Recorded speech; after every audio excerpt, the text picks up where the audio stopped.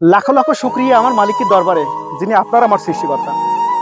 তো আসলে দেখতেছেন এগুলো নদী কেটেছে, নদী কাটার পাশে এগুলো শুধু ফাঁকা জায়গা পড়ে আছে।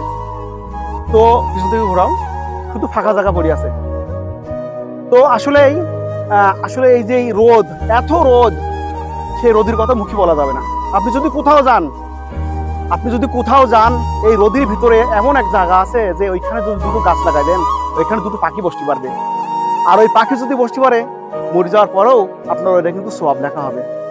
তো আসলে এই সুন্দর পৃথিবীতে আমি থাকবো না, শুধু কথাগুলো রয়ে যাবে। তো আপনার মৃত্যুর পরেও ওই গাছে যতগুলো পাখি বসবে ততগুলো আপনার কিন্তু সওয়াব দেখা হবে। তো সেই সুবাদে আমি একটা জিনিস আসছিলাম, তেঁতুলের বিচি। যেহেতু এখন বর্ষাকাল, বর্ষা মৌসুম, তো আমি তেঁতুলের বিচিগুলো নেড়ছিলাম যে এখানে ছড়াবো, তাই যেহেতু এইখান থেকে এদিকগুলো ছড়া দেবো। তো এগুলো আপনারা করবেন। দেশ এবং বাইরেতে যারা ভিডিওটা দেখতেছেন তাদের প্রতি হাজারো সালাম ও ভালোবাসা রইল। বিদেশে যে ভাইগুলো আছে, আপনারা যদি কোথাও ভ্রমণে যান, যদি ফাঁকা জায়গা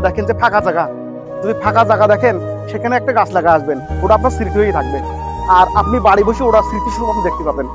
তো আসলেই আমি বিষয়গুলো ছড়াবো এই জন্যই যে আসলে ছায়া, এ হলো ছায়া।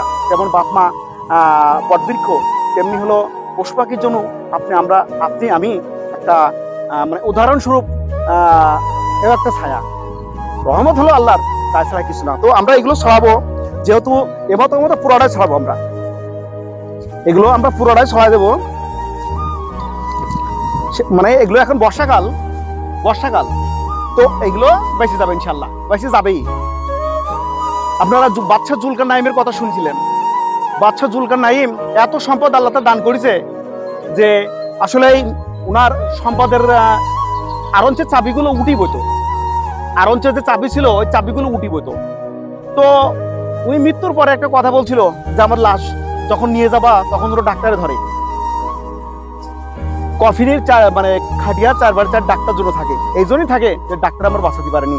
আর আমার যে অর্থগুলো আছে, অর্থগুলো ছড়াতে যাওয়া, কারণ অর্থ বাঁচাতে পারেনি। আর আসলেই বাদশা জুলকারনাইনের কতটুকু এই জন্য মনে ভিতরে এসে গেল যে অর্থ অনর্থের মূল। আপনার আল্লাহ সম্পদ দিয়েছে, কিছু হতে দান করবেন, যা কাল কিয়ামতের মাঠে আপনার কাজে লাগবে। তো তার মধ্যে একটা হলো সবচেয়ে বড় একটা উদাহরণ। তো আপনি যদি কোথাও যান এগুলো করবেন, ভালো হবে, ইনশাল্লাহ ভালো হবেই। আর বিদেশে যে ভাইগুলো আছে, এগুলো ফাঁকা জায়গা দেখি যে এখানে মানুষ বসে, এগুলো করবেন, কারণ এরা ফাঁকা, অতিরিক্ত ফাঁকা।